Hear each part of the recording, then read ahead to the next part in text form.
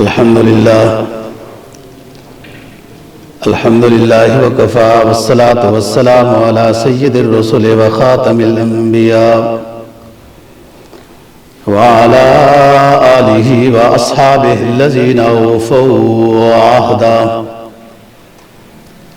الذين هم خلاصة العرب الأربع وخير الخلائق بعد الأنبياء. أما بعد فأعوذ بالله من الشيطان الرجيم. بسم الله الرحمن الرحيم. فمن كان منكم مريضا أو على سفر فعدة من أيام أخر. قال النبي صلى الله عليه وسلم لكل قوم عيد فهذا عيدنا. صدق الله العظيم وصدق رسوله النبي الأمي الكريم ونحن على ذلك لمن الشاهدين والشاكرين والحمد لله رب العالمين.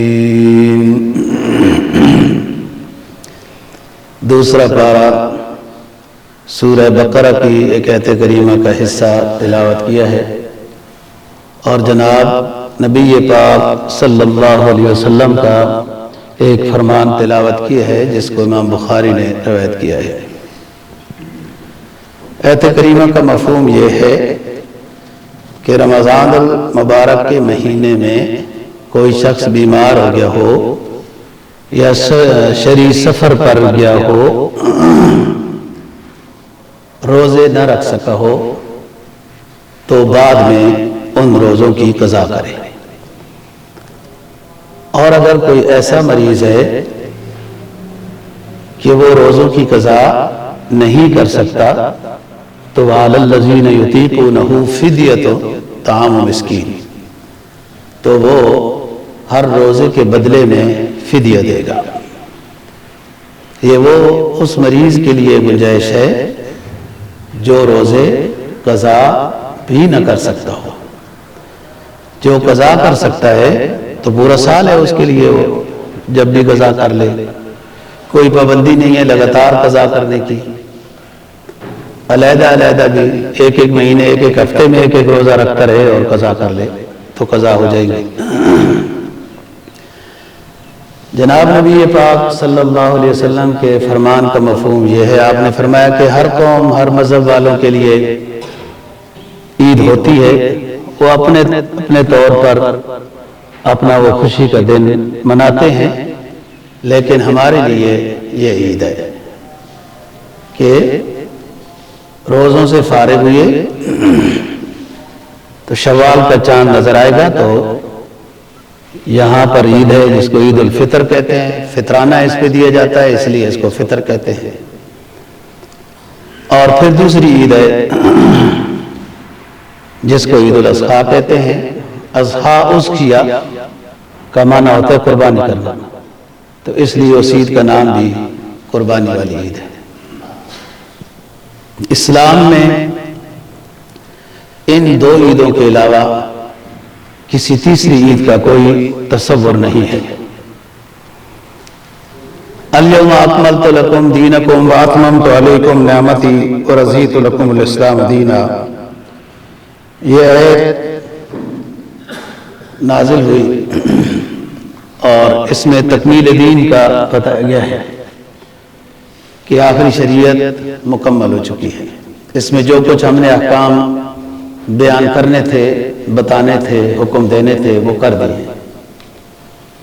کوئی یہودیوں نے حضرت عمر رضی اللہ تعالیٰ عنہ سے کہا کہ اگر یہ آیت ہمارے مذہب میں نازل ہوتی اليوم اکملت لکم دینکم، تو جس دن یہ نازل ہوئی تھی اس دن ہم عید مناتے کہ یہ اتنی فضیلت والی عید ہے آیت ہے.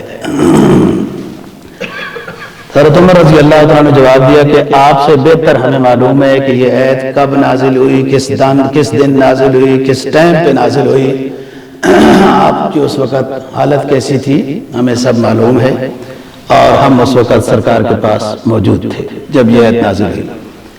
لیکن اسلامی شریعت میں دو عیدوں کے علاوہ کسی اور موقع پر عید منانے کی اجازت نہیں ہے، اس لیے ہم اس عید کے نازل ہونے کے دن عید نہیں مناتے، خوشی ضرور ہے کیونکہ یہ عید پہلی شریعتوں میں نازل نہیں ہوئی۔ تو بات یہ ہے دوستو، دونوں عیدیں ایک کو اعلیٰ خوشی کے حصول کے بعد رکھی گئی ہے۔ رمضان کی فضیلت بھی اتنی ہے روزوں کی کہ گناہ معاف ہو جاتے ہیں۔ جب گناہ معاف ہو جائیں تو اس سے بڑی اور کیا انسان کو خوشی ہو سکتی ہے؟ تو اس خوشی کے نتیجے میں عید کی نماز ہے، اور اسلام خوشی بھی عبادت کی شکل میں منانے کا تصور رکھتا ہے۔ ناچ گانے کے حق میں نہیں ہے۔ کوئی نعمت حاصل ہوئی تو شکرانہ ادا کریں، پریشانی آ گئی تو صبر کریں۔ پریشانی پر ماتم کی اجازت نہیں اور خوشی پر رقص کی اجازت نہیں ہے۔ اتنی بڑی خوشی ہے کہ رمضان میں تقریباً جو رمضان کی قدر کرتے ہیں ان کی مغفرت ہو جاتی ہے۔ تو جب اللہ کا بندہ اللہ کا مقبول ہو جاتا ہے، محبوب ہو جاتا ہے، تو اس کی خوشی میں یہ عید عطا کی گئی ہے، اور وہ حج کے بعد ہے۔ 9 ذی الحجہ کو حج ہوتا ہے اور 10ویں ذی الحجہ کو عید ہے، اس کو عید الاضحیٰ وہ خوشی ہے۔ ایک رکن ادا کرنے کے بعد عید الاضحیٰ کا حکم ہوا، اور رمضان کے روزہ ایک رکن ہے ارکان اسلام میں سے، اس کی فراغت کے بعد ایک خوشی عید الفطر کی شکل میں دی ہے۔ عید الفطر کے نام سے ہی اس کا تصور واضح ہو جاتا ہے۔ فطر یفطر، افطر یفطر، کھانا کھانا، کھانا کھلانا، یہ اس کا معنی ہے۔ اس لیے صاحب حیثیت پر فطرانے کو واجب کیا ہے کہ صاحب حیثیت شخص اپنا بھی اور اس کے ماتحت جو زیر کفالت ہیں، بچے جو خود کمائی نہیں کرتے، بیوی ہے یا والدین ہیں، اپنی طرف سے بھی اور اپنے زیر کفالت اہل و عیال کی طرف سے صاحب حیثیت شخص پر فطرانہ واجب ہوتا ہے۔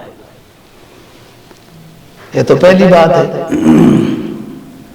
واجب ہو گیا صاحب حیثیت پر، اور صاحب حیثیت شخص ہوتا ہے کہ عید کے دن جس کے پاس 52.5 تولہ چاندی کی مالیت ہو، عید کے دن 52.5 تولہ چاندی کی مالیت ہو، یعنی 1,35,000 پاکستانی کے برابر پیسے ہیں، تو ایسا شخص شریعت کی نظر میں صاحب حیثیت کہلاتا ہے، مالدار کہلاتا ہے۔ اس نے اپنا بھی فطرانہ دینا ہے اور اپنے ماتحت کا بھی دینا ہے۔ اب دوسری بات کہ دینا کس کو ہے؟ جو مستحق کے زکوٰۃ ہوتے ہیں، غریب کو دینا ہے، مسکین کو۔ دیکھو اسلام نے جو زکوٰۃ اور صدقات کے مصرف بیان کیے نا 10ویں پارے میں، وہ 8 ہیں۔ انما الصدقات للفقراء والمساکین والعاملین وغیرہ، مقروض کو دیں، مسافر کو دیں، طالب علم کو دیں وغیرہ، مسکین کو۔ اس میں نا مصرف کیا ہے؟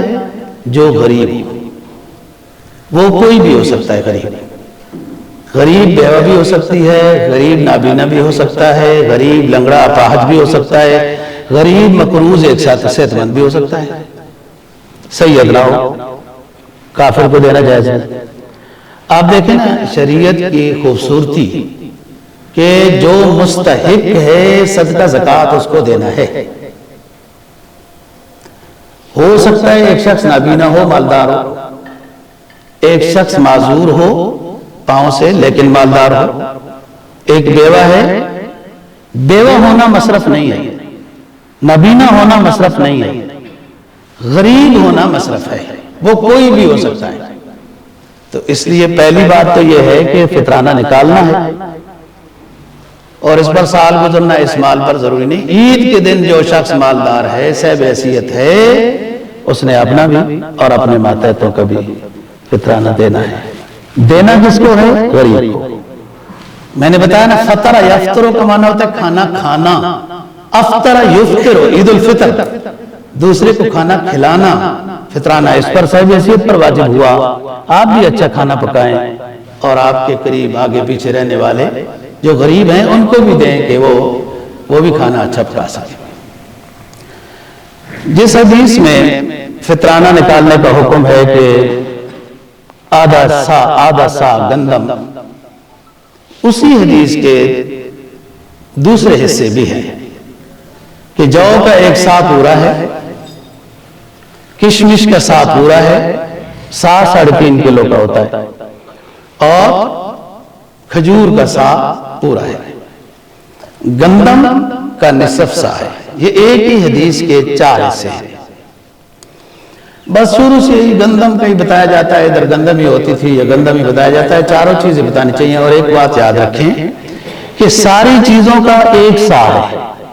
صاحب حیثیت شخص فی بندے کی طرف سے 1 سا کھجور کا دے گا۔ گھر میں 5 بندے ہیں تو 5 سا کھجور کے، 5 سا جو کے، 5 سا کشمش کے۔ لیکن گندم کا نصف سا، یہ باقی سارے سا پورا سا کہتے ہیں عربی میں 3.5 کلو والے پیمانے کو۔ پرانے زمانے میں جب گندم کو ماپا جاتا تھا نا تو ایک برتن ہوتا تھا، وہ اس طریقے سے کرتے تھے، اس کو سا کہتے ہیں۔ گندم نصف سا ہے، یہ تھوڑی سمجھنے کی ضرورت ہے۔ اس وقت گندم اور ان تینوں چیزوں کے ریٹ برابر تھے۔ گندم شام سے اور مصر سے آتی تھی، مہنگی ہوتی تھی۔ یہ چیزیں مدینہ کی اپنی تھی، جو، کھجور اور کشمش، ان کا ریٹ برابر تھا، اس لیے گندم مہنگی پڑتی تھی، اس کا نصف سا لکھا فرمایا اور باقی چیزوں کا سا۔ تو اب ہم نے خود سوچنا ہے اپنے مالیاتی نظام کو کہ ہم کس درجے پر ہیں۔ اگر ہم بہت غریب ہیں، مشکل سے اپنی تنخواہ سے گزارا ہوتا ہے، تو پھر گندم سے دیں 350 فی کس۔ لیکن اگر حیثیت بہتر ہے تو گندم کے اوپر ہی اختصار نہیں کرنا، انحصار نہیں کرنا چاہیے، تھوڑا اوپر جانا چاہیے۔ جو آج کل 700 روپے کے 3.5 کلو آئیں گے، اسی طرح آگے کشمش تقریباً 6-6.5 ہزار، اور کھجور، درمیانہ کھجور تقریباً 1500 کی 3.5 کلو آئیں گے۔ تو چاروں چیزیں ہیں اور ہر بندہ اپنی حیثیت کو سمجھتا ہے اور اس کے مطابق وہ فطرانہ ادا کرے۔ فطرانے کی 2 باتیں عرض کی، ایک کہ فطرانہ صاحب حیثیت نے نکالنا ہے، جو عید کی رات کو بھی بچہ پیدا ہوا اس کا بھی فطرانہ دینا ہے۔ اس میں 2 باتیں ہیں فطرانے کی، ایک بتایا کہ فطرانہ دینا ہے اور دوسری بتائی کہ مستحق کو دینا ہے تاکہ اس کی عید بھی بنے۔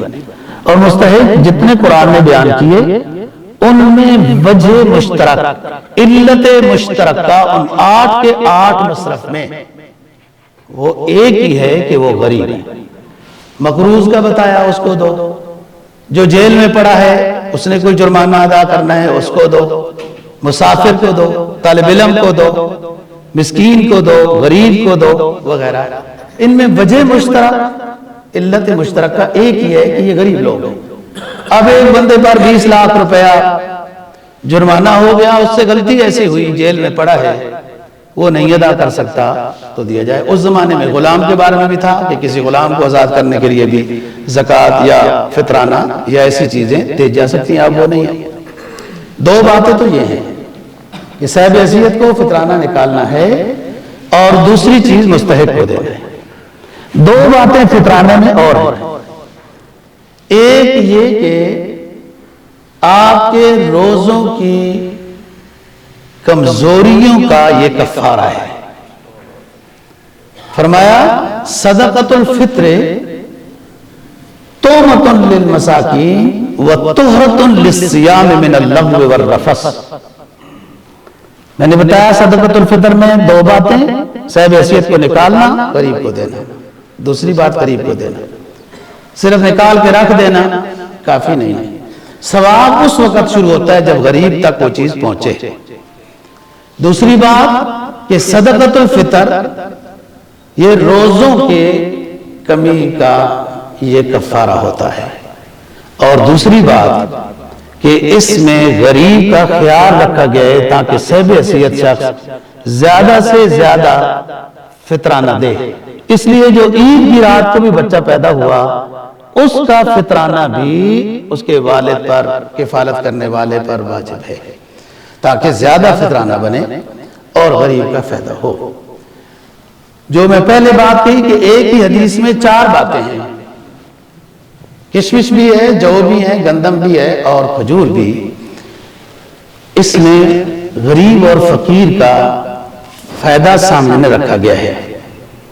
آپ اس مہنگائی میں دیکھیں کہ 350 جو فطرانہ دیا جا رہا ہے اس میں غریب کا کتنا فائدہ ہو جائے گا، وہ کیا چیز حاصل کر سکتا ہے. اس لیے جو غریب ہے ٹھیک ہے وہ 350 روپیہ سے ادا کرے، لیکن جو صاحب حیثیت ہے تھوڑا آگے جائیں. اللہ دے گا، جس نے اتنا دیا ہے وہ اور بھی دے گا.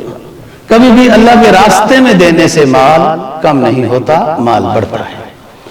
زکوٰۃ کا جو لفظ ہے نا جی، زکا یزکی تزکیۃ، یہ مال کو بھی پاک کرتا ہے اور بندے کو بھی پاک کرتا ہے.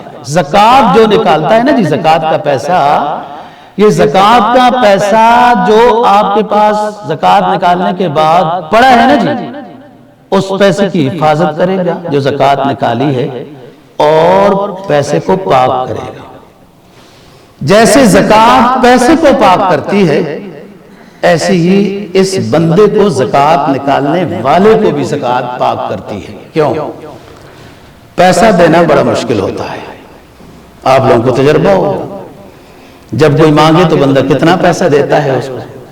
وَأُحْضِرَتِ الْأَنفُسُ الشُّحَّ، قرآن کہتا ہے بندے کے اندر کوٹ کوٹ کر بخل بھرا ہوا ہے. بخل تو پیسہ نکالنا تو مشکل ہے. اور بخل یہ اخلاق رذیلہ میں سے ہے. بخل کسی کو نظر نہیں آتا، تکبر نظر نہیں آتا، دوسروں کو حقیر سمجھا جا رہا ہے، یہ سب گناہ ہیں، یہ اندر کے گناہ ہیں. بخل، بخیل کس کو کہتے ہیں؟ کہ جہاں پیسہ خرچ کرنے کا حکم ہو وہاں خرچ نہ کرے. تو فرض کرو زکوٰۃ دینی ہے، فطرانہ دینا ہے، بیوی بچوں کی ضروریات پوری کرنی ہے، یہ اس کے اوپر فرض ہے اور یہ اس میں کمزوری کرتا ہے تو یہ بخیل ہے اور یہ گناہ ہے.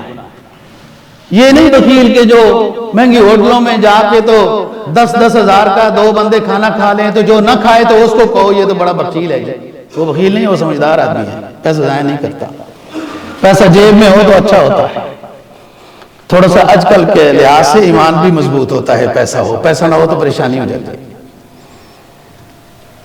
ایک فقیر کہتا ہے کم عاقل عاقل آیتہ مذاہب، کم جاہل جاہل تلقاہ مرزوقا. قدرت کے فیصلے ہیں، کسی کو مالدار بنا دیتا ہے، کسی کو غریب رکھتا ہے. یہ دونوں امتحان میں، دونوں امتحان کا پرچہ حل کر رہے ہیں. آپ صحیح جواب دیتے ہیں یا غلط. غریب بھی امتحان میں ہے کہ حدود شریعت تو نہیں توڑتا، امیر بھی امتحان میں ہے کہ اس کو مال دیا، اس کے لحاظ سے اس سے پوچھو.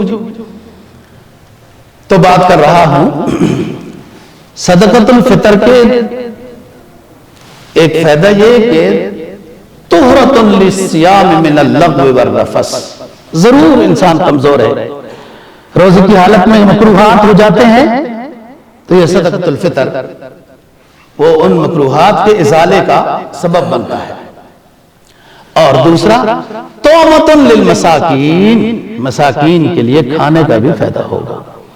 تو بات کر رہا ہوں کہ آپ سمجھتے ہیں اس مہنگائی میں کہ جب اسلام کہتا ہے کہ فطرانہ نکالو غریب کے کھانے کا انتظام ہو جائے تو غریب کے کھانے کا انتظام آپ سوچ لیں کہ اس دور میں 350 سے کیسے ہوگا.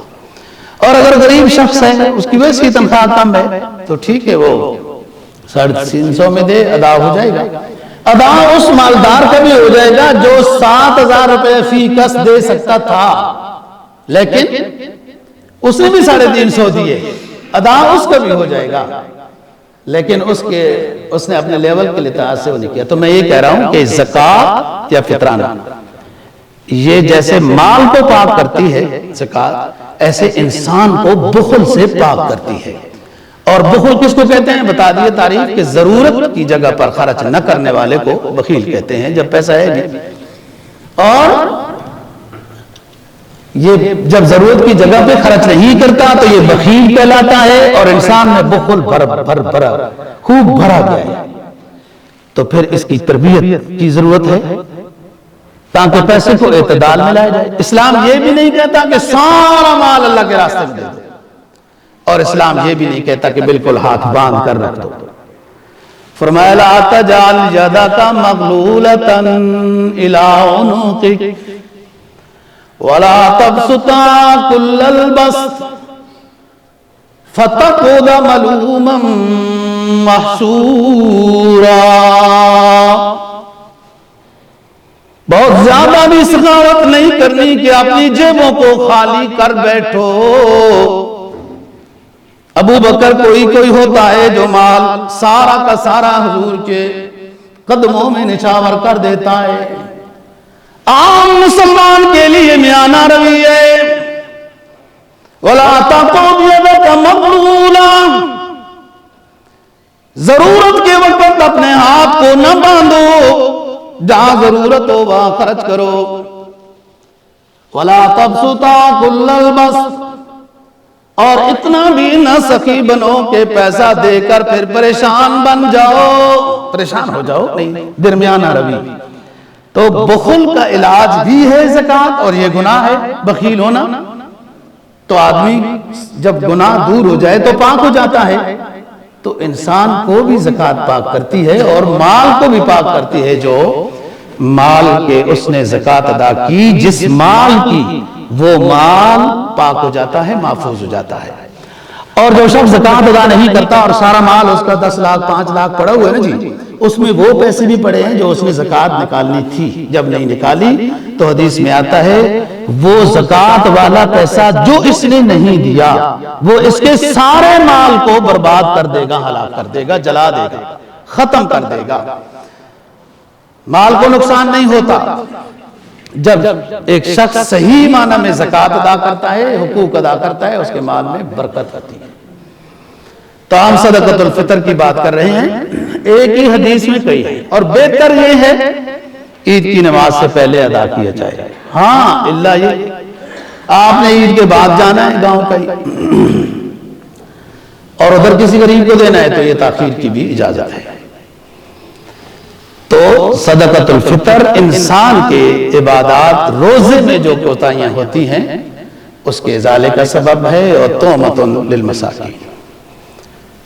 مزید شوال کے بارے میں ایک حدیث ہے کہ من صام رمضان ایمانا ثم اتبعه ستا من شوال کان کصیام الدہر، جس شخص نے رمضان کے روزے رکھے اور پھر شوال کے 6 رکھتا ہے، کان کصیام الدہر، سال بھر اس کو روزوں کا ثواب ہوتا رہے گا، لیکن اس کی شرط یہ ہے کہ صام رمضان، رمضان کے روزے رکھتے ہوں، ثم اتبعه ستا من شوال، اور اس میں پابندی نہیں ہے لگاتار روزے رکھنے کی، جب بھی رکھتے رہیں، جب بھی، ہر ہفتے میں 1 رکھیں 2 رکھیں، نہ بھی رکھیں تو گناہ نہیں ہے، ایک مستحب امر ہے، لیکن رکھنے کا ثواب زیادہ ہے۔ شعبان کے بھی روزے رکھنے کا حکم ہے، کچھ مہمان کی آمد کے لیے ہے۔ شوال کے 6 روزے ہیں مہمان کو رخصت کرنے کے بارے میں۔ دوستو عید کی بہت فضیلت ہے۔ جناب نبی پاک صلی اللہ علیہ وسلم نے فرمایا اذا کان یوم عید، جب عید کے دن ہوتے ہیں، آ جاتے ہیں، عید آ جاتی ہے، باہ اللہ بہم الملائکہ، اللہ پاک ملائکہ کو فخریہ طور پر کچھ فرماتے ہیں، یا ملائکتی ما جزاء اجیر وفا عملہ، کیا بدلہ ہوگا اس کا جس نے کام پورا کر لیا ہے، فرشتوں کے سامنے۔ قالوا ربنا جزاؤہ وفا اجرہ، اس کا بدلہ یہ ہے کہ اس کو اجرت پوری دے دی جائے۔ فرشتے آگے جواب دیتے ہیں اللہ پاک فرماتے ہیں کہ میرے بندے دنیا میں انہوں نے قد قضوا فریضتی علیہ، ان کے ذمہ جو فریضہ تھا انہوں نے ادا کیا ہے. ثم رجعوا فیعجون الی الدعاء، پھر عید کی نماز پڑھنے کے لیے وہ آئے ہیں، عید کی نماز پڑھنے کے لیے، دعا کرنے کے لیے آئے ہیں. یہ جو چندہ ہوتا ہے مشترکہ، یہ مسجد کی ضروریات اور اخراجات کے لیے، مسجد کے جملہ ضروریات جمعے کے سامنے اعلان کیا جاتا ہے یا عید پر جیسے ہوتا ہے.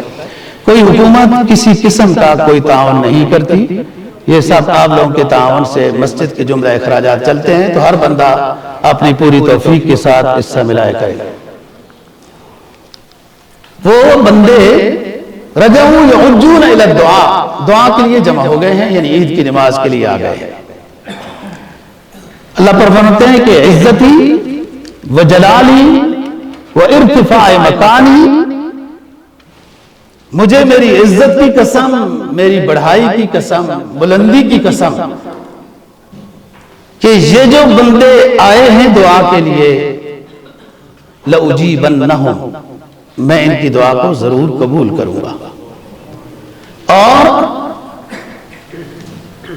ان کے گناہوں کو معاف کر دوں گا، اور ان کی جو سیئات ہیں ان کو حسنات میں بدل دوں گا. فَيَرْجِعُونَ مَغْفُورًا لَهُمْ، جب عید کی نماز ادا کر کے یہ گھر جا رہے ہوں گے تو سارے گناہوں سے پاک ہو کر جا رہے ہوں گے. عید کی بہت فضیلت ہے.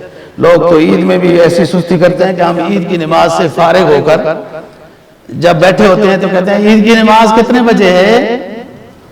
اسلام آباد کا بابو اتنا دیر سے اٹھا کہ عید کی نماز ادا ہو گئی تو پھر پوچھ رہے ہیں کہ اچھا، ایک دفعہ ایک بندہ لیٹ ہے، کہتا ہے مولوی صاحب آپ لیٹ کیوں نہیں کرتے؟ عید کی نماز لیٹ کرنی چاہیے 10-15 منٹ، بندہ لیٹ بھی ہو سکتا ہے. میں نے کہا میں ان کو کیا کروں جو کہتے ہیں کہ جلدی کرنا چاہیے، ٹائم کا پورا کرنا چاہیے. تو یہ حالت ہے، صبح نماز کے بعد سونی نہیں چاہیے. ہم تو پھر بھی تھوڑا یہ لیٹ کرتے ہیں 7:30 بجے، ویسے 8 ہونی چاہیے. پتہ نہیں لوگوں کو کیا جلدی ہے، وہ 6 بجے عید شروع کر دیتے ہیں. صبح کی نماز کے بعد سے لے کر 12 بجے سے پہلے تک عید کی نماز ادا کی جا سکتی ہے، قضا نہیں ہے. اتنا جلدی لوگوں کو مسواک تو کرنے دو، غسل تو کرنے دو، کپڑے استری کرنے ہیں پہننے دو، عید کے لیے جائیں. اتنا جلدی کیا ہے آپ کو؟ عید الاضحیٰ بھی چلو ایک سمجھ آتا ہے فلسفہ، لیکن وہ بھی اتنی جلدی نہ ہو، لوگوں کو تیاری تو کرنی چاہیے. تو بات یہ ہے دوستو، یہ عید کی بہت فضیلت ہے مغفرت کی، اس لیے کہ قد قضوا علیہم فریضتی، انہوں نے میرا ایک فریضہ جو ان کے ذمہ تھا وہ ادا کیا ہے، اور وہ رمضان کے روزے ہیں. رمضان کے روزوں میں عبادت کی ایک ترتیب بن جاتی ہے، اس لیے کوشش کی جائے کہ وہ نماز کی تلاوت کی ترتیب پورے سال باقی رہے. اللہ کا مقبول بندہ بن کے رہنا یہ کامیاب ہونے کی دلیل ہے. مبہوظ ہو کر رہنا ناکامی ہے، دنیا میں بھی بے سکونی ہے، آخرت کے لحاظ سے. اسلام کے ہر حکم میں کہ جب اس کو پورا کیا جائے اس کا دنیا کا بھی فائدہ ہے اور آخرت کا بھی فائدہ ہے. دنیا بھی پرسکون ہو جاتی ہے، راحت ہو جاتی ہے اس میں. اور ہمارے ذمہ تو حضرت بہت کچھ کام تھے جو نہیں کرتے ہیں یا کرنا چاہیں تو نہیں کر سکتے ہیں. ہاتھ باندھ لیے گئے. آپ کے مسلمان بہن بھائی بے دردی کے ساتھ قتل کیے جا رہے ہیں، ان کی بوٹیوں کے ڈھیر بنائے جا رہے ہیں. مسلمان تو ان کو غلہ نہیں دے سکتا، کھانا نہیں دے سکتا. اس عید کی شان و شوکت کا مطلب تو کچھ اور تھا کہ اجتماعیت کے ساتھ مظلوم مسلمانوں کی داستان بیان کی جاتی، اور یہ مسلمان ان مظلوم مسلمانوں کی مدد کے لیے فریاد رسی کے لیے پہنچتے. ایسا تو کچھ بھی نہیں. گنتی کے بہت ہیں اسلامی ملک، گنتی کی بہت ہیں ان کے اسلحے اور فوج بھی، لیکن کام کی تو نظر نہیں آتی. کب استعمال ہوں گے یہ اسلحے اور جہاد؟ تو دوستو ہم بہت گنہگار ہیں. ایک فریضہ ہے جہاد کا ہمارے اوپر عائد ہے.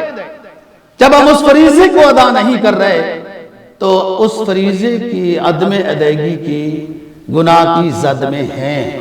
باقی جو نیکی کر رہے ہیں وہ بادشاہ ہے، وہ نیکیاں قبول کرنے والا ہے۔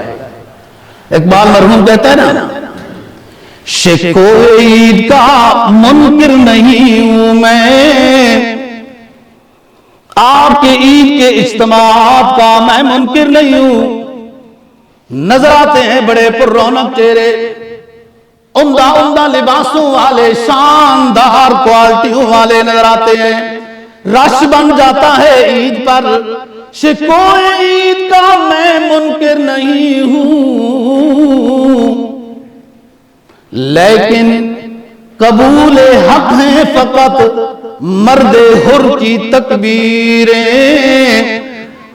اللہ کے ہاں مقبول اس مرد حق کی اللہ اکبر ہے جو اسلام کی ضرورت کا تقاضا پورا کر رہا ہے، اسلام کی ضرورت پوری کر رہا ہے، اسلام کے تقاضے پر عمل کر رہا ہے، جہاد میں مصروف عمل ہے، نماز عشق ادا ہوتی ہے تلواروں کے سائے میں، یہ ان تلواروں کی سائے میں ہے، اور آپ کا میرا پیغمبر صلی اللہ علیہ وسلم تو فرماتے ہیں کہ جنت الجنت تحت ظلال السیوف، جنت تلواروں کے سائے کے نیچے ہے، مسلم تو مجاہد بنے گا، تلواریں اٹھائے گا، تیری تلواروں کے سائے میں تیری جنت ہوگی، شکوہ عید کا منکر نہیں ہوں میں، لیکن قبول حق ہیں فقط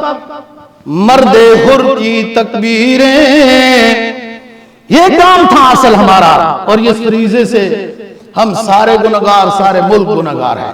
ریلیاں نکالنے سے تو اپنا نقصان ہے، اپنا کاروبار بند ہوگا، اصل عمل کی شکل ہے۔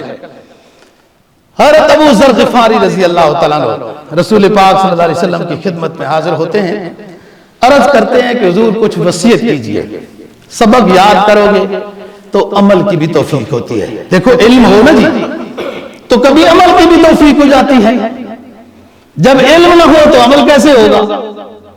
اس میں 7 وصیتیں رسول پاک صلی اللہ علیہ وسلم نے کی ہیں، سبق یاد کرنا ہے۔ عن ابی ذر رضی اللہ تعالی عنہ قلت یا رسول اللہ اوصی، ابو ذر غفاری رضی اللہ تعالیٰ عنہ عرض کرتے ہیں اللہ کے رسول مجھے وصیت کیجئے، آپ نے پہلی وصیت کی، قال النبی صلی اللہ علیہ وسلم اوصیک بتقوی اللہ فإنہ اذین لامرک کلہ، ابو ذر میں وصیت کرتا ہوں کہ تقوی کی زندگی گزارنا، یہ تیرے تمام کاموں کو مزین کر دے گا۔ تقوی کیا ہے؟ ہر حال میں ہر وقت اللہ سے ڈرتے رہنا، اللہ اور اس کے رسول کی نافرمانی نہ کرنا، یہ تقوی ہے۔ قلت یا رسول اللہ زدنی، پھر میں نے عرض کیا اللہ کے رسول اور بھی وصیت کیجئے، قال النبی صلی اللہ علیہ وسلم علیک بتلاوت القرآن وذکر اللہ فإنه ذکر لک فی السماء ونور لک فی الارض۔ ابو ذر دوسری وصیت یہ ہے کہ قرآن مجید کی تلاوت کا معمول بنانا اور تسبیحات کا معمول بنانا، تیرا تذکرہ آسمانوں میں ہوگا، نورانی مخلوق میں تیرا تذکرہ ہوگا، اور تلاوت کرنے والے تیرا تذکرہ آسمان دنیا پہ ہوگا، اے تسبیحات کرنے والے اللہ اپنے فرشتوں کے سامنے تیرا تذکرہ کرے گا، وَنُورٌ لَكَ فِي الْأَرْضِ، اور روشنی ہوگی دنیا میں، روشنی ہوگی، حافظ قرآن کا چہرہ چمکتا رہے گا، کریموں سے نہیں، اللہ کے عطا کردہ نورانیت سے، ایمانی کیفیات سے چہرہ چمکتا رہے گا دنیا میں۔ دوسری تفسیر یہ ہے نور لک فی الارض، چون جب اللہ کا ذکر کرے گا، تلاوت قرآن کرے گا تو یہ قرآن تیری رہنمائی کرتا رہے گا۔ ان ھذا القرآن یہدی للتی ہی اقوم، یہ کتاب میں نے ایسی بھیجی ہو دنیا والوں، تمہیں سیدھا راستہ دکھانے کے لیے یہ کتاب بھیجی ہے، اس سے سیدھا راستہ حاصل کرو۔ قلت یا رسول اللہ زدنی، پھر ابو ذر کہتے ہیں میں نے عرض کیا اور بھی وصیت کیجئے۔ رسول پاک صلی اللہ علیہ وسلم نے فرمایا علیک بطول الصمت فإنه نور وعون لك في الامر كله۔ تیسری وصیت یہ ہے کہ چپ رہنا، ضرورت کے وقت باتیں کرنا، چپ رہنا یہ بڑی سعادت کی بات ہے۔ مترددۃ للشیطان وعون لك في الامر كله۔ شیطان دور جاتا ہے، جو چپ رہتا ہے شیطان اس سے دور ہو جاتا ہے، اور تمام امور میں اللہ کی مدد شامل حال رہتی ہے۔ قلت یا رسول اللہ زدنی، اللہ کے رسول بڑی پیاری باتیں ہو رہی ہیں، اور بھی وصیت کر دیجئے۔ اللہ کے رسول نے فرمایا ایاک وکثرۃ الذکر فإنہ یمیت القلب وَيَذْهَبُ بِنُورِ الْوَجْهِ۔ اور وصیت سنو ابو ذر، زیادہ ہنسنا نہیں کہ پورے پورے دانت نظر آنے لگے۔ سرکار دو جہاں صلی اللہ علیہ وسلم پوری زندگی میں 2 یا 3 مرتبہ قہقہ لگا کر ہنسے ہیں، وہ بھی دین کی کسی خوشی پر، ورنہ اکثر آپ تبسم فرمایا کرتے تھے۔ فرمایا ابو ذر زیادہ ہنسا نہ کرو، اس لیے کہ زیادہ ہنسنے سے دل مردہ ہو جاتا ہے، چہرے کی نورانیت اڑ جاتی ہے۔ میں نے عرض کی اللہ کے رسول اور بھی وصیت کیجئے۔ آپ نے فرمایا ابو ذر حق بولا کرو، حق بولنا بھی مشکل ہے، حق سننا بھی بڑا مشکل ہوتا ہے۔ لوگ تو اس مولوی کو مسجد سے رخصت کر دیتے ہیں جو حق بیان کرے۔ شریعت کی بات آج مسلم نہیں سن سکتا۔ اسلام آباد کی ایک مسجد میں مولانا صاحب نے داڑھی کا مسئلہ بیان کیا، صدر صاحب کی داڑھی، مسجد کے صدر صاحب کی داڑھی نہیں تھی، امام صاحب کو مسجد سے نکال دیا کہ تم نے ہمارے اوپر بات کی۔ ارے اللہ کا حکم، رسول کی سنت بیان کی جائے تو مسلم نہیں سن سکتا، کافر کیسے سنے گا؟ تو فرمایا حق بولا کرو، حق بولنا بھی مشکل ہوتا ہے، کڑوا ہوتا ہے، اور حق سننا بھی کڑوا ہے، مشکل ہوتا ہے، لیکن دوائی دوستو وہی مفید ہوتی ہے جو کڑوی ہو۔ میٹھی دوائیاں تو انسان کو اور بیمار کر دیتی ہیں۔ ظاہری صحت کے لحاظ سے بھی کڑوی دوائی اچھی ہوتی ہے، روحانیت کی صحت کے لحاظ سے بھی کڑوی دوائی بہتر ہوتی ہے۔ حق سنا جائے، اللہ سے مانگا جائے کہ اللہ ہمیں حق بات پر عمل کرنے کی توفیق عطا فرما۔ عرض کرنے لگے حضور بڑی پیاری باتیں ہو رہی ہیں، اور بھی وصیت کیجئے۔ آپ نے فرمایا لا یخافون لومۃ لائم، تم نیک بنو، نمازی بنو، ذکر و اذکار والے بنو، خدمت خلق والے بنو، نظریں جھکا کر چلو، لوگ تمہیں دیوانہ کہیں گے، ملامت کریں گے، لیکن ان کی ملامت سے نہ ڈرنا، اسلام کو مد نظر رکھنا، میرے پیغمبر کی سنت کیا ہے، اللہ کا حکم کیا ہے، اس کے مطابق چلنا۔ دنیا ہنستی ہے تو ہنسنے دو، وہ روتی ہے تو رونے دو، ان کے مقدر میں یہی ہے کہ مشرکین مکہ یوں ہی طرح ہنستے تھے جب صحابہ گزرتے تھے۔ عرض کرنے لگے حضور اور بھی نصیحت کیجئے، اور بڑی اہم نصیحت ہے آخری، ساری اونچی ہیں۔ فرمایا اے ابو ذر لیا جزکا عن الناس ما تعلم من نفسک، جو تم خود برداشت نہیں کر سکتے ہو کہ لوگ میرے بارے میں یہ باتیں کریں، وہ باتیں دوسروں کے بارے میں نہ کرنا۔ تم یہ چاہتے ہو کہ لوگ میری غیبت نہ کریں، مجھ پہ تہمت نہ لگائیں، مجھے برا بھلا نہ کہیں، تو تم پھر دوسروں کی بھی غیبت نہ کرنا، دوسروں پر تہمت نہ لگانا۔ دوسروں کے بارے میں ایسی بات نہ کرنا جو انہیں تکلیف دے رہی ہو۔ دوستو میرا کہنا اور آپ کا سننا اللہ قبول و منظور فرمائے، ہمیں سبق یاد رکھنے کی، اس پر عمل کرنے کی توفیق نصیب فرمائے۔ دیکھو اسلام نام حکم کی اتباع، باقی سب نمازوں میں پہلے خطبہ ہوتا ہے جمعے میں، اور پھر اس کے بعد نماز ہوتی ہے۔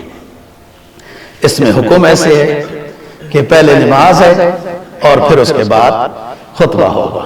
بس اسلام کی اتباع نہیں، اسلام اللہ پاک جس طرح چاہیں ویسے مسجد میں آئیں نماز پڑھنے تو فرمایا خذوا زینتکم عند کل، خوشبو لگا کے آؤ، عمدہ لباس پہنو، اور احرام میں نیت کر لی ہے تو خوشبو لگائی تو جرمانہ دینا پڑے گا۔ جس وفا میں وہ خوش نہ ہو وہ وفا نہیں ہے، جس جفا میں وہ خوش ہو وہ جفا ہی نہیں۔ جب وہ کہے مجھے پرا گندہ حال بندہ میلا کچیلا حج میں پسند ہے تو بس یہی کرنا ہے۔ اگر خوشبو لگائے گا، تیل لگائے گا، صابن سے نہائے گا، جرمانہ دے گا۔ اسلام کا حکم ہے جمعے کی نماز میں خطبہ پہلے، نماز بعد میں۔ عید کا حکم یہ ہے کہ پہلے نماز خطبہ بعد میں، باقی سب نمازوں میں اور جمعے میں اذان دی جاتی ہے، اور عید کے مسئلے میں نہ اذان ہے نہ اقامت ہے۔ حالانکہ اس میں بھی تو لوگوں کو نماز کے لیے بلانا چاہیے، لیکن اسلام ہم سے گویا کہ ہمیں چیک کرنا چاہتا ہے کہ اپنی مرضی سے چلتے ہیں یا ہمارے حکم سے چلتے ہیں۔ ہمارا حکم نماز میں جمعے میں اذان کہاں ہے، اقامت کہاں ہے؟ عید کی نماز میں اذان نہ دینے کا ہے، اقامت نہ کرنے کا۔ اب ہم صفیں سیدھی کریں گے، سارے مل کر کھڑے ہوں گے، 2 رکعت نماز عید الفطر، پیچھے اس امام کے منہ قبلے کی طرف، تمام زائد تکبیروں کے ساتھ اللہ اکبر۔ امام اللہ اکبر کہے گا، آپ بھی اللہ اکبر کہیں گے، پھر امام ثنا پڑھے گا، آپ بھی پڑھیں گے دل میں، پھر امام اللہ اکبر کہے گا، آپ بھی اللہ اکبر کہیں گے اور کانوں کو ہاتھ لگائیں گے۔ یہ 3 مرتبہ عمل ہے۔ پھر امام سورہ فاتحہ پڑھے گا، پھر اس کے بعد جو ہے سورت پڑھے گا، رکوع کرے گا، دوسری رکعت میں اٹھے گا تو پہلے الحمد شریف پڑھے گا، پھر سورت پڑھے گا، رکوع سے پہلے 3 مرتبہ امام اللہ اکبر کہے گا، اور آپ لوگ بھی کہیں گے، کانوں کو ہاتھ لگائیں گے۔ چوتھی مرتبہ امام اللہ اکبر کہے گا تو رکوع میں جائیں گے۔ یہ عید کی نماز کا طریقہ ہے۔ پھر اس کے بعد جیسے نماز پڑھنا واجب ہے تمام زائد تکبیروں کے ساتھ، ایسے ہی خطبہ بھی نماز کا حصہ ہے۔ اطمینان کے ساتھ جم کر خطبہ سننا چاہیے، اور پھر اس کے بعد دعا ہوگی۔ عید کی بات ایک عجیب مسئلہ ہے، بعض لوگ ملنے کے بالکل قائل نہیں ہیں، اور بعض عید کے ملنے کو فرض اور واجب سمجھتے ہیں۔ ایک افراد کا شکار ہے، ایک تفرید کا شکار ہے۔ بس ملنا چاہیے، کوئی نہ بھی ملا، کچھ کو مل لیا، کوئی حرج نہیں ہے۔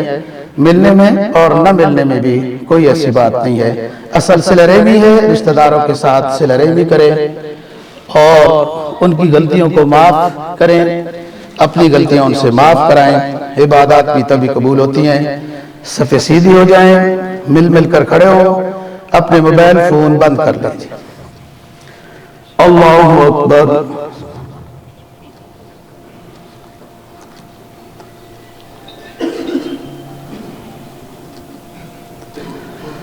اللہ اکبر، اللہ اکبر، اللہ اکبر۔ الحمدللہ رب العالمین، الرحمن الرحیم، مالک یوم الدین، ایاک نعبد و ایاک نستعین، اهدنا الصراط المستقيم صراط الذين أنعمت عليهم غير المغضوب عليهم ولا الضالين. يا أيها الذين آمنوا اتقوا الله ولتنظر نفس ما قدمت لغد واتقوا الله إن الله خبير بما تعملون ولا تكونوا كالذين نسوا الله فأنساهم أنفسهم أولئك هم الفاسقون لا يستوي أصحاب النار وأصحاب الجنة أصحاب الجنة هم الفائزون لو أنزلنا هذا القرآن على جبل لرأيته خاشعا متصدعا من خشية الله وتلك الأمثال نضربها للناس لعلهم يتفكرون الله أكبر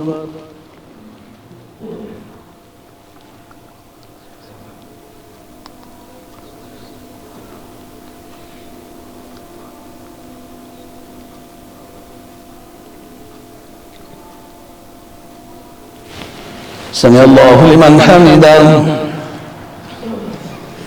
الله أكبر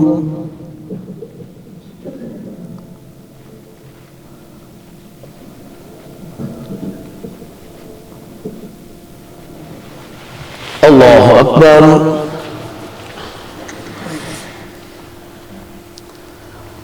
الله أكبر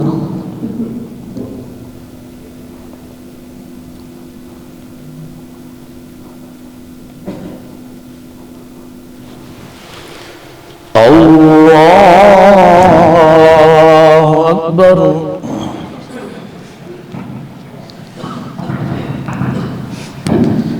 الحمد لله رب العالمين الرحمن الرحيم مالك يوم الدين إياك نعبد وإياك نستعين اهدنا الصراط المستقيم صراط الذين أنعمت عليهم غير المغضوب عليهم ولا الضالين هو الله الذي لا إله إلا هو عالم الغيب والشهادة هو الرحمن الرحيم هو الله الذي لا إله إلا هو الملك القدوس السلام المؤمن المهيمن العزيز الجبار المتكبر سبحان الله عما يشركون هو الله الخالق البارئ المصور له الأسماء الحسنى يسبح له ما في السماوات والأرض وهو العزيز الحكيم الله أكبر الله أكبر الله أكبر الله أكبر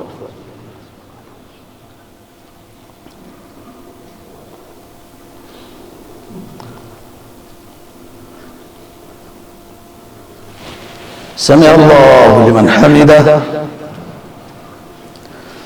الله أكبر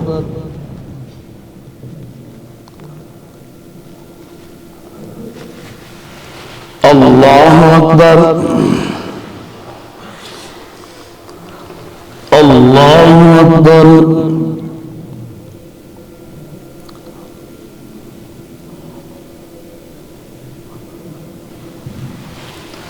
الله أكبر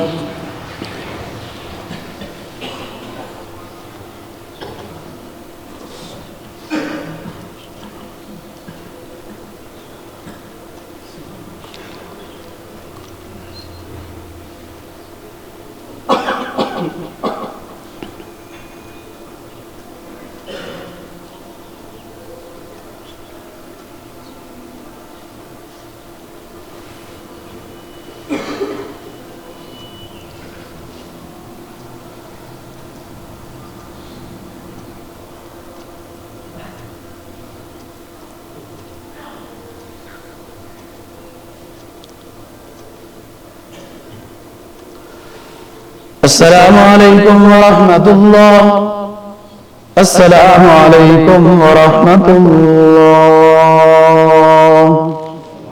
اللہ اکبر، اللہ اکبر، لا الہ الا اللہ، اللہ اکبر، اللہ اکبر وللہ الحمد، اللہ اکبر، اللہ اکبر، لا الہ الا اللہ، اللہ اکبر، اللہ اکبر وللہ الحمد، اللہ اکبر، اللہ اکبر، لا الہ الا اللہ، اللہ اکبر، اللہ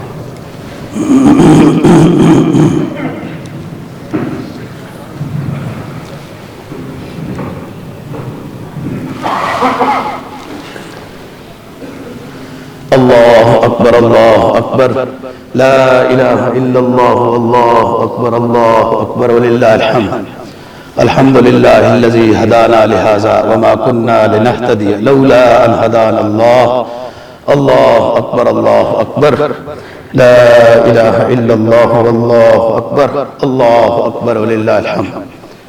اللہم صلی علی محمد وعلی آل محمد واصحاب محمد وازواج محمد وعلى من تبعهم اجمعین وسلم تسلیما کثیرا کثیرا۔ اللہ اکبر، اللہ اکبر، لا الہ الا اللہ، واللہ اکبر، اللہ اکبر وللہ الحمد۔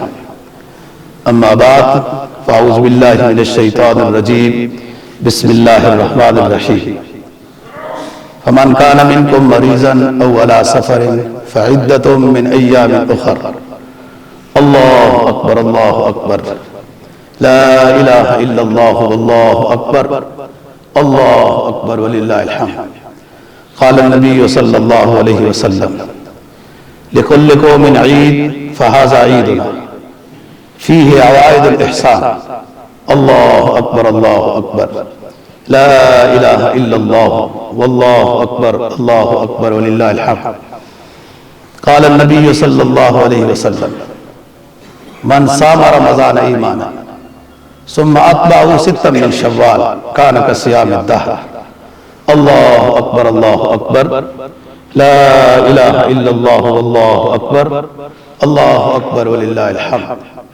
قد افلح من تزکا وذکر اسم ربہ فصلی بل تؤثرون الحیاة الدنیا والآخرة خیر وابقى ان هذا لفی الصحف الاولى صحف ابراہیم وموسیٰ۔ بارک اللہ لنا ولکم فی القرآن العظیم ونفعنا وإیاکم بالآیات والذکر الحکیم۔ استغفر اللہ لی ولکم ولسائر المسلمین فاستغفروه انہ هو الغفور الرحیم۔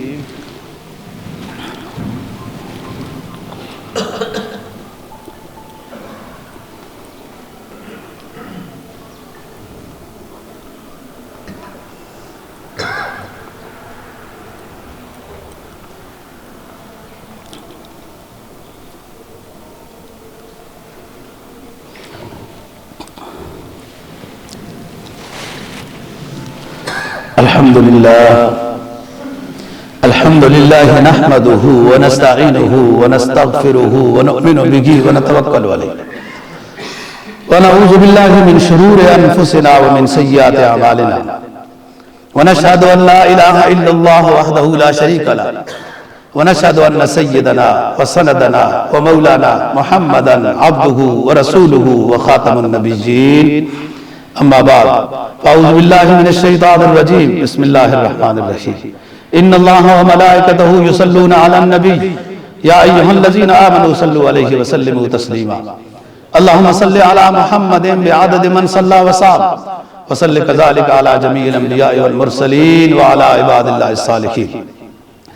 قال النبی صلی اللہ علیہ وسلم ارحم امتی بامتی ابو بکر رضی اللہ تعالی عنہ واشدہم فی امر اللہ عمر رضی اللہ تعالی عنہ واصدقہم حیاء عثمان رضی اللہ تعالی عنہ واقضاہم علی بن ابی طالب رضی اللہ تعالی عنہ وعلى السیدین الشہیدین ابی محمد الحسن وابی عبداللہ الحسین رضی اللہ عنہ وعلى السيدات الطاهرات الأربعة بنات النبي الأمي الأخير البرية زينب ورقية وأم كلثوم وفاطمة رضي الله تعالى عنهن وعلى أهل بيته المطهرة خصوصا خديجة وعائشة وحفصة رضي الله تعالى عنهن وعلى وعلى عمي النبي المصطفى صلى الله عليه وسلم سيدنا العباس وسيدنا حمزة رضي الله تعالى عنه والباقية من العشرة المبشرة الذين أسماؤهم سعد وسعيد وأبو عبيدة وطلحة وعبد الرحمن وعلى أمير الحق والإيقان معاوية بن أبي سفيان رضي الله تعالى عنه. قال النبي صلى الله عليه وسلم الله في أصحابي لا تتخذوهم من بعدي غرضا فمن أحبهم فبحبي أحبهم ومن أبغضهم فببغضي أبغضهم. اللهم أيد الإسلام والمسلمين. اللهم انصر المجاهدين في عالم الإسلام خصوصا في فلسطين. اللهم انصر المجاهدين في عالم الإسلام خصوصا في فلسطين. اللهم ذل الكفرة والكافرين ومن والاهم. اللهم اكفناهم بما شئت. اللهم إنا نجعلك في نحورهم ونعوذ بك من شرورهم. اللهم احفظنا فإنك خير الحافظين. اللهم ارحمنا فإنك خير الراحمين. اللهم ارزقنا فإنك خير الرازقين. اللهم اغفر لنا فإنك خير الغافرين. تعادلوا عباد الله رحمكم الله. إن الله يأمر بالعدل والإحسان وإيتاء ذي القربى وينهى عن الفحشاء والمنكر والبغي يعظكم لعلكم تذكرون. اذكروا الله يذكركم ولذكر الله تعالى أعلى وأولى وأعز وأجل وأتم وأهم وأكبر والله يعلم ما تصنعون.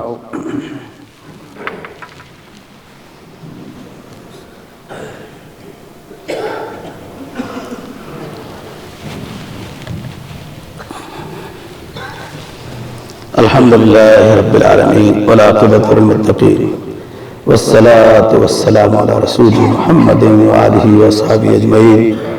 یا اللہ یا رحمان یا رحیم یا خالق یا مالک یا رازق یا غفور یا کریم، ہم سب حاضرین کی حاضری کو قبول و منظور فرما.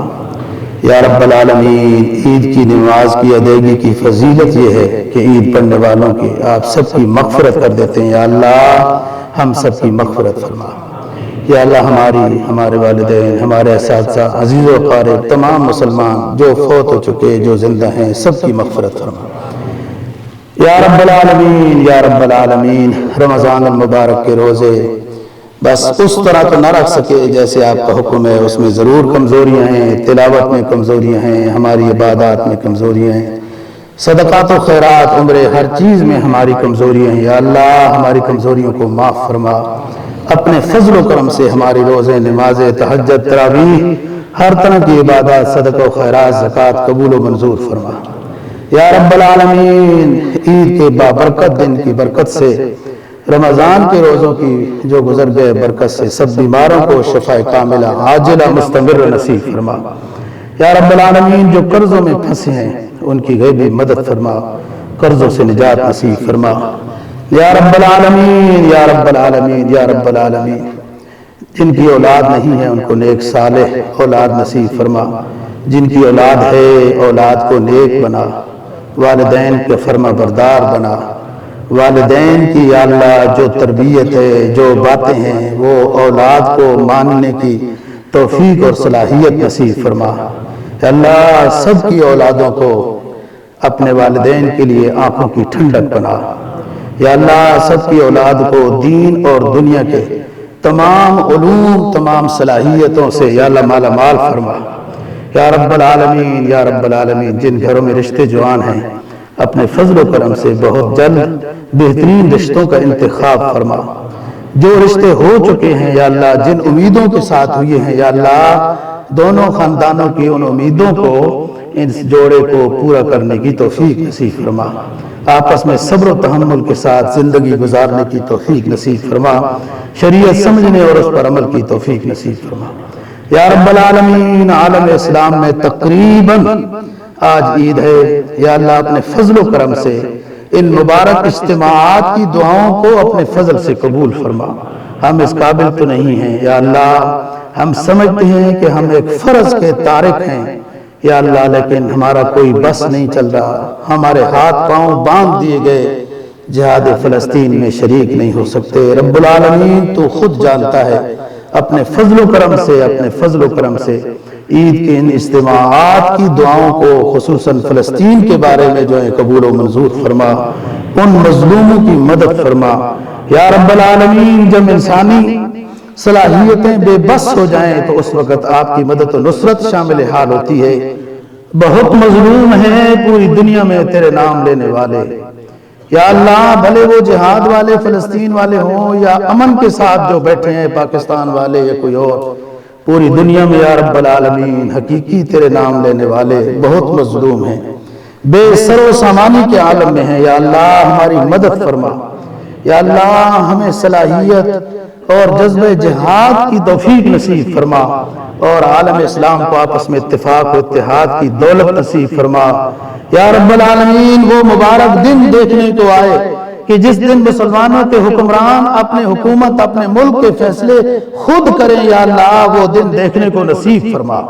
یا رب العالمین ہمارے ملک اور دیگر اسلامی ملک فتن کا یا اللہ سامنا ہے، خصوصاً ہم بہت زیادہ فتن اور آزمائشوں کی زد میں ہیں یا اللہ، اس لیے کہ آپ کے ساتھ جو وعدہ کیا تھا کہ اس ملک میں جو لا الہ الا اللہ کے نام پہ بنے گا، محمد الرسول کا نظام چلے گا، اس وعدے کے خلاف ہم نے خلاف کام کیے ہے جو آج تک ہم رسوا رہے ہیں۔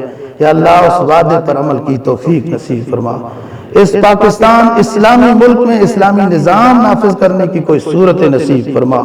یا اللہ ہمارے ملک کو ہر طرح کے فتن کا سامنا ہے، ہر طرح کی پریشانیوں کا سامنا ہے، مہنگائی کا بھی، بے امنی کا بھی، بے روزگاری کا بھی، ہر طرح کی مصیبت ہمارے ملک کے اوپر داخل ہو چکی ہے، امڑ رہی ہے۔ یا اللہ ہر مصیبت سے نجات نصیب فرما، ہمیں سچا اور پکا مسلمان بنا، صحیح معنی میں ایمان والا بنا۔